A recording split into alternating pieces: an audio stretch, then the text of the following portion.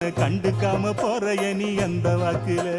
கல்லு கட்டு நோக்கத்துல வந்த மாப்புள்ள இப்ப சுத்தி சுத்தி ஆடி